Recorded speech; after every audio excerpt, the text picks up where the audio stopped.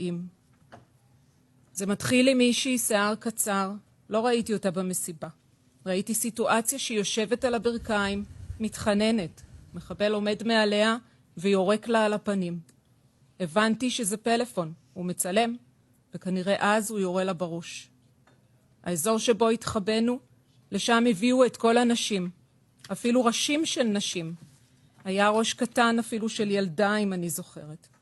הייתה סיטואציה שבה כופפו מישהי והוא אונס אותה, ואז מעבירים אותה מאחד לשני.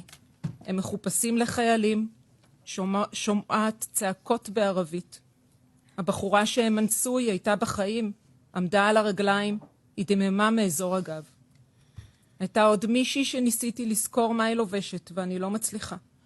אני זוכרת שהמחבל מושך לה בשיער, האישה לא לבושה, הוא חותך לה את השד, זורקים לה את השד על הרצפה והם משחקים עם זה, והם ממשיכים למשוך אותה.